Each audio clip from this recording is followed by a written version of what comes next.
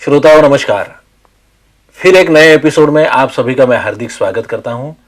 हम तबले के बारे में जानकारी ले रहे हैं हमारे इस मालिका में, जिसका नाम है संगीत का अटल साथी तबला। तो श्रोताओं, पिछले एपिसोड में हम देख रहे थे तीन ताल, झपताल और रूपक ताल को। आज कुछ और जानकारी हम लेते हैं। समीर जी नमस्कार। समीर जी, गाने बजाने में इन तालों का प्रयोग कैसा होता है, तो ये भी देखना बहुत जरूरी है कि झपताल या रूपक ताल या और भी कुछ ताल है, ये कैसे बजते हैं, ये देखना जरूरी है। तो आज हमारे साथ है कुमारी आरती ठाकुर जी, जो कि बहुत ही अच्छी गायिका है। तो आरती जी, हम श्रोताओं को ताल झपताल में भी कुछ सुनाना चाहते हैं कि जो इस ताल के परिवेश में हम प्रस्तुत करेंगे। तो झपताल के लिए आप क्या सुनाएंगे हमें? राग बैरागी भैरव में एक मेरे गुरु डॉक्टर प्रभाते जी की बंदिश है, वो मैं प्रस्तुत करती हूँ। ये मध्य लय में? मध्य लय में।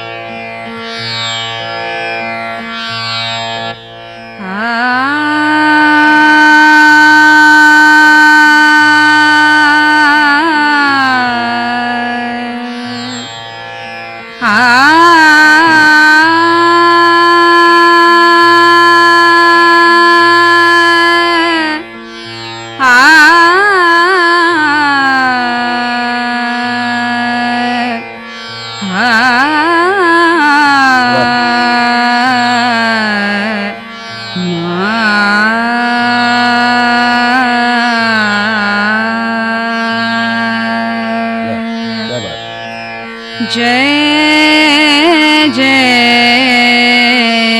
शिव शंकर, जय जय शिव शंकर पार्वती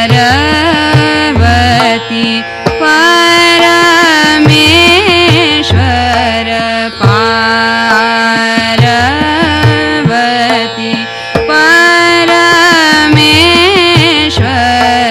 जय जय शिव शंकर, जय।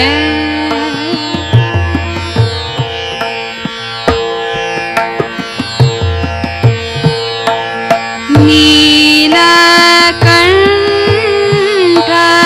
प्रलयकर, नीलकंठ प्रलयकर, नटराज अभयंकर, जय जय शिव शंकर, जय शंकर। वाह वाह, बहुत खूब बहुत खूब। आरती जी, बहुत ही खूब बंदिशें आपने सुनाई हमें। वाह समीर जी, ये दो बंदिशें हमने देखी जो कि रूपक ताल और झपताल में निबद्ध थी। बहुत मज़ा तो आया और बहुत जानकारी भी मिली। तो ऐसे ही एक ताल हमने देखा था, एक ताल। तो ये एक ताल का स्वरूप कैसा होता है?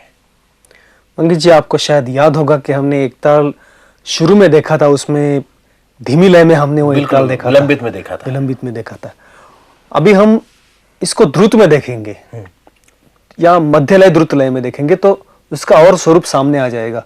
ये जो बार बार हम ताल की जो बात कर रहे हैं, इससे हमारे दर्शकों को मुझे पूरा यकीन है कि ये लोग समझ जाएंगे। अगर अगली बार किसी भी ताल को सुनेंगे तो पहचान सकते हैं, मुझे लगता है। आपको लगता है ना? बिल्कुल, मैं तो समझने लगा हूँ। सच बात है।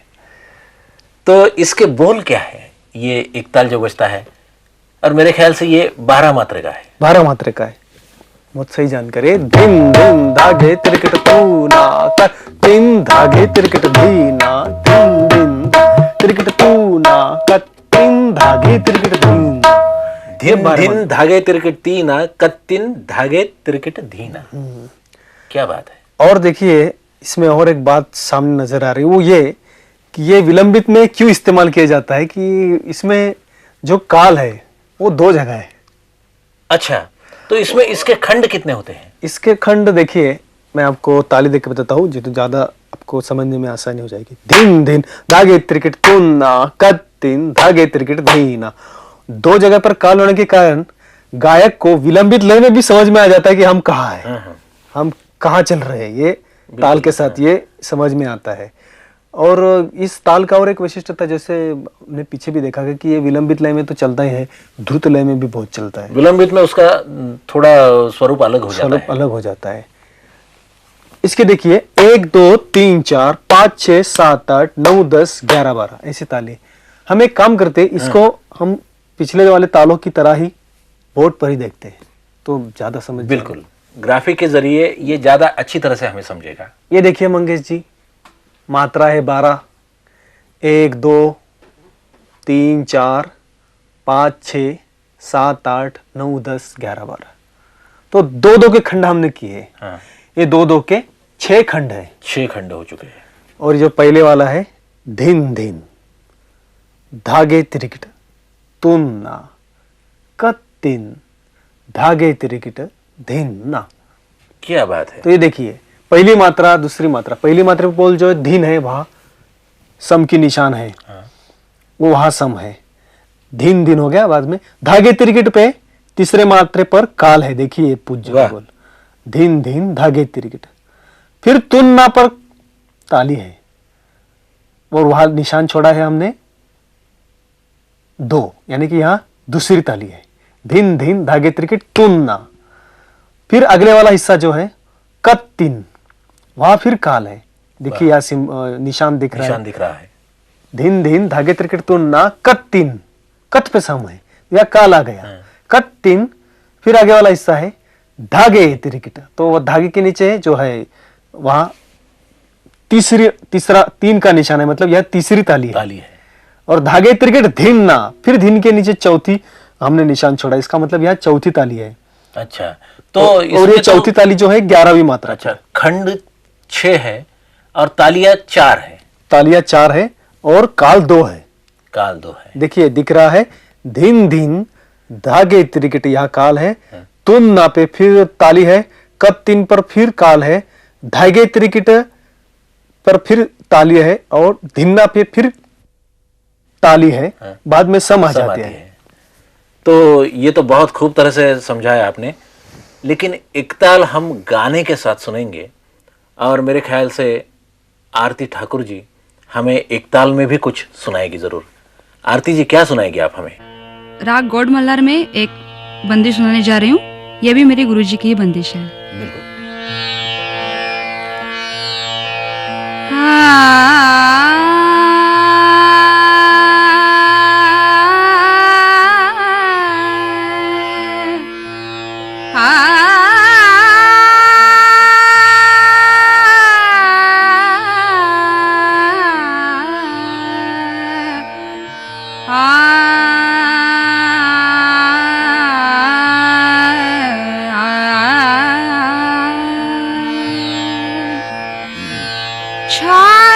बदरा नभ छाए बदरा नभ छाए बदरा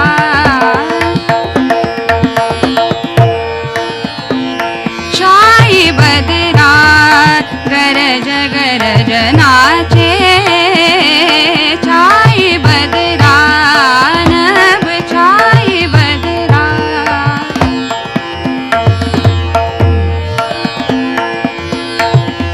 चम चम चम बिजुरी चमक चम चम चम बिजुरी चमक चम चम चम बिजुरी चमक बरसत चौर भोर बरसत चौर भोर भोर छाए बदरा नभ छाए बदरा छाए बदरा छाए बदरा।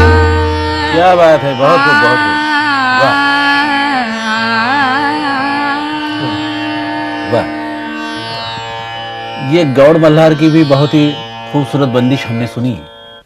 समीर जी, इसे सुनते वक्त इस बंदिश के आखिर में हमने महसूस किया कि कुछ 3 बार कुछ बोल रिपीट करके आपने एक बजाया था, कुछ रिपीटेशन किया था, तो क्या उसी को तिहाई कहते हैं? जी हाँ, अभी इन्होंने जो गाया, गाते वक्त इन्होंने जो एक ही बात 3 बार बताई आखिरी में, उसे ही तिहाई कहते हैं, जो हम तबले में ही बजाते हैं। पूरे संगीत में जो तिहाई जो है वो सब जगह है।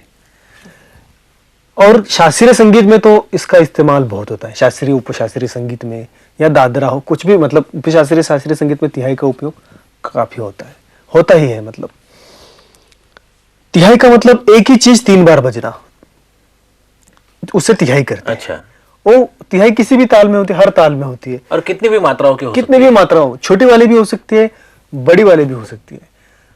उसमें तिहाई एक तो सीधी तिहाई है, जैसे कि धा धा त्रिकट धा धा तिन ना धा धा धा त्रिकट धा धा तिन ना धा धा धा त्रिकट धा धा तिन ना धा, ये क्या तो बात? सादी, ये तो तिहाई हो गई।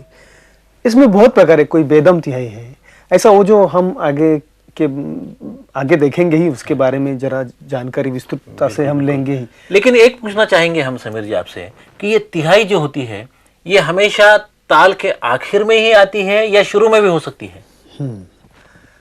मंगेश जी, ऐसा है, गायन वादन शुरू करते समय तिहाई से ही शुरू होता है। अच्छा। आमतौर पर तिहाई बजा कर ही शुरू होता है, और सबसे बड़ी बात आखिरी में ही बजता है। आखिरी में तिहाई बजती है, आखिरी में तो बजती ही है। अच्छा, क्योंकि उसके सिवा ये खत्म होने का कोई निशान ही नहीं है। तिहाई आ गई तो मतलब समझ में आता है कि यहाँ ये खत्म हो रहा है, क्या बात या है। ये यहाँ ठहर रहा है ये गाना। यानी एक आवर्तन खत्म हो रहा है और दूसरा शुरू होने जा रहा है, तो इसका सिग्नल हमें इससे मिलता है। आवर्तन से भी मिलता है, और लय के जो पैटर्न्स है, जैसे कि अभी ये लय, कुछ बार ये लय होती है कि धा दिन दिन धा धा, ये लय चल रहे हैं, लेकिन अभी इसमें जिसमें जो काम करना है वो होने के बाद समझो ये लय लेने,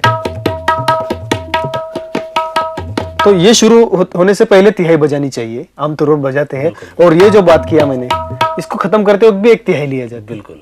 वो गायन वादन नृत्य सबके साथ होता है। आप हमें कृपया दीपचंदी के बारे में बताइए कि इसकी मात्राएं कितनी होती है और इसके खंड कैसे होते हैं? देखिए, दीपचंदी जो है ये आमतौर पर जैसे आपने ठुमरी के साथ बजती है, लेकिन दीपचंदी ये जरूरी नहीं कि सिर्फ ठुमरी के साथ बजेगी, वो तंतु वाद्य के साथ भी बजती है, या कोई डांस के भी साथ, या सोलो भी उसमें होता है। तो दीपचंदी ताल के एक वैशिष्ट्यता यह है कि इसमें एक अवग्रह की जगह है, जहां ताल में एक जगह, हर खंड में एक जगह है जहां अवग्रह आता है। वो उसका मिजाज इतना अलग है कि बाकी तालों में ये दिखाई नहीं देता। अच्छा, तो ये अवग्रह यानी उस मात्रा को थोड़ा खींचे जाना खींचे जाना। तो इसलिए उसमें एक ऐसा एक कसक है उस ताल में। मैं बजा के दिखाता हूँ, मुझे देखिए आप, धा धिन धा धा तिन ता तिन धा धा धिन धा, ऐसा होता है। क्या बात है। तो यानी वो जो धिन और तिन, हाँ, उसको इसका जो आवाज जो बढ़ता है या उसके जो सस्टेन रहता है, तो उस पे ये अवग्रह है। अवग्रह कहते हैं। बहुत ही खूब। मेरे ख्याल से ये भी एक ताल ऐसा है कि जिसमें अपनी एक विशेषता है। बहुत अपनी। तो इसके बोल तो आपने बताया कि धा धिन धा धा तिन। ता तीन धा धा दिन, ये 14 मात्रे है। हाँ देखो ताल की जब बात ही जिक्र हो रहा है तो मैं आपको बता देना चाहता हूँ कि ये 14 मात्रे का ताल है, लेकिन आप देखेंगे धमार एक ताल है जो 14 मात्रे का है। बिल्कुल। लेकिन ये आपने सुना, और धमार सुनेंगे तो बिल्कुल हटके है। देखिए अभी धमार देखिए, क धीट धीट धा के धीट धीट धा के धी। तो देखो इसमें कितना फर्क है दोनों तालों में।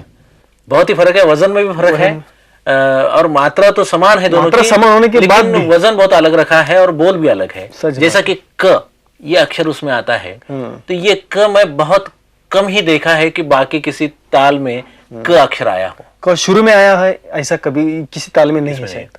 बहुत ही विशेषता इस ताल की भी है।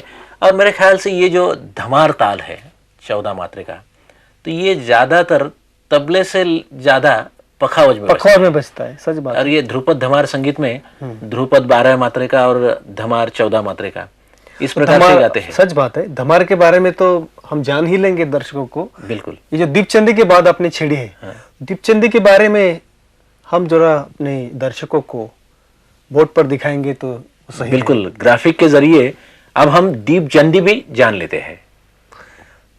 ये देखिए दीपचंदी की कुल मात्राएं मंगेश जी 14 है। हाँ। ये जो दिख रहा है ग्राफिक पर, वहां से 14 लिखा है तो मतलब इसका मतलब 14 मात्रा है। इसके पहले तो ये जो कुछ लिखा होता है धा धिन ता तिन, तो इसके बारे में मैं पूरा अनभिज्ञ था। जी हाँ, लेकिन अब मैं समझने लगा हूँ, तो जैसे कि आप समझा रहे हैं। बराबर जी, शुक्रिया। देखिए इसमें 1 से लेके 14 मात्रा है। ये तो आप दिख रहे हैं कि 14 मात्रा है। अभी आप तो समझ ही गए होंगे कि इसमें 4, इसमें भी 4 खंड है। देखिए इसमें बिल्कुल 4 खड़ी लाइनें आ गई है। अभी ये बोलने की भी आपको जरूरत नहीं कि इसमें सम जो है वो पहले ही मात्रे पर है। बिल्कुल। जो कि सम की निशानी जो छोड़ी है क्रॉस, वो पहले ही मात्रे पर है। धा धिन, लेकिन ये जो बात है ये अभी तक नहीं हुई है। तो ये जो यश जैसा चिन्ह है इसे अवग्रह कहते हैं। अवग्रह यानी कि धा धिन एक्सटेंड करना है, यानी कि आगे वाली जो बात है वो भी धीन ही होनी चाहिए। बिल्कुल। लेकिन धा धिन धिन नहीं है, धा धिन। क्या बात है, ये इसकी विशेष सिर्फ निकास है, वो फिर से बजाना नहीं है। कि जैसे कि आपने कहा कि वहां दूसरा धिन भी बज सकता था, लेकिन शास्त्रकारों ने दूसरा धिन दिया नहीं। अगर वो बजता तो फिर ये जो मिजाज है उसका धा धिन ये निकल जाता है, इसलिए वो इसे एस से अवग्रह किया है। क्या बात और है। आगे की बात जो है दूसरा खंड जो है धा धिन धा धा तिंग, तो ये जो 1 2 3 हो गया, ये चौथे मात्रे पर दूसरी ताली है। क्या बात है। धा धिन धा धा तिंग, फिर से खंड हो गया। फिर काल की विभाग के हम आ रहे हैं। काल जो है वो है 8वें मात्रे पर, और वहां है धा तिंग, फिर से खंड हो गया। फिर ये जो मात्रा है 11वीं, उस पे है तीसरी ताली जो दिख रही नीचे आपको, धा धिन धा धा तिंग ता तिंग धा धा धिन धा। तो ये जो बात है, और आप देख रहे हैं इसमें भी सम पहली ताली पर ही है, लेकिन वहां एक का आंकड़ा लिखा नहीं है, वहां क्रॉस का जो चिन्ह दिख रहा है, यानी शुरू में ही सम। दूसरी ताली जो है वो है चौथे मात्रे पर, तीसरी ताली जो दिख रही है वो है 11वीं मात्रे पर, और काल है 8वें मात्रे पर। अच्छा, अभी तो मैं बहुत अच्छी तरह से समझ गया हूं दीपचंदी ताल को। समीर जी, ये दीपचंदी ताल जो है ये अक्सर हम सुना करते हैं ठुमरियों में। जी हाँ। इसका प्रयोग ज्यादातर ठुमरी में होता है, तो क्यों ना आज हम एक ठुमरी ही सुन ले जो कि इस ताल में निबद्ध है। जरूर। और हमें आरती जी सुनाएंगी ये ठुमरी। बहुत अच्छा सोच है आपका। वाह।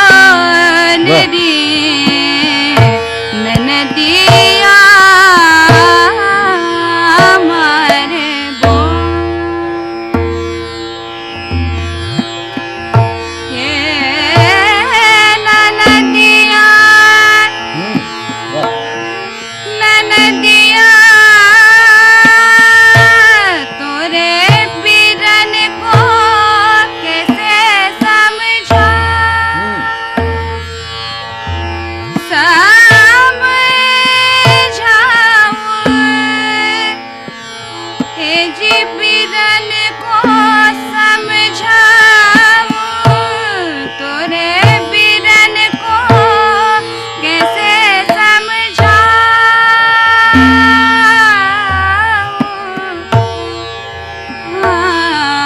मारत है बड़े बोल ननदिया, काहे मारे बोल बोल ननदिया, मारे बोल ननदिया, मारे बोल।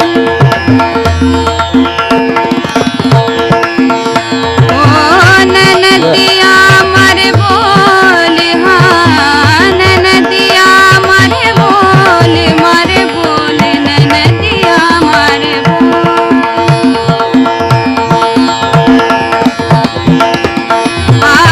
ननदिया ननदिया मारे बोल, ननदिया मारे बोल रे, ननदिया मारे बोल, ननदिया मारे बोल, काहे मारे बोल, काहे मारे बोल। हे ननदिया ननदिया, ननदिया, काहे मारे बोल। वाह, क्या बात है। बहुत ही खूबसूरत ठुमरी आपने सुनाई आरती जी, जो कि दीपचंदी में निबद्ध थी। और इसमें बिरहा की जो इंतहा है, उसके जो जज्बात है, वो जो व्यक्त किए गए थे, उसे सुरों में बहुत ही अच्छी तरह से आपने पेश किए। तो दर्शकों, ये था ताल दीपचंदी। 14 मात्राओं को कितनी खूबसूरती से समेटा है इसमें। हम देख रहे थे कि इसकी अंगभूत सुंदरता जो है इस ताल की, ये तो बजते ही निखरती है। और ये भी हमने देखा कि जब ये ताल द्रुत में बज रहा था ठुमरी के साथ, तो उसका स्वरूप कुछ कहरवा दादरे जैसा हो रहा था। तो ये खासियत है उसकी कि जब लग्गी में बजता है, कभी धादिन धाड़ा बजता है, तो इसमें वो जो स्वरूप है, ये उसका अपने आप कहरवा या दादरे जैसा हो जाता है। और यही खासियत हमने उसमें महसूस की है। तो जैसे कि जिक्र हुआ है दादरा और कहरवा ताल का, तो हमारे अगले एपिसोड में हम इन्हीं दो तालों के बारे में देखने वाले हैं, कहरवा और दादरा। तो आज इजाजत चाहेंगे। नमस्कार। जमुना किनारे मोरा गाँव,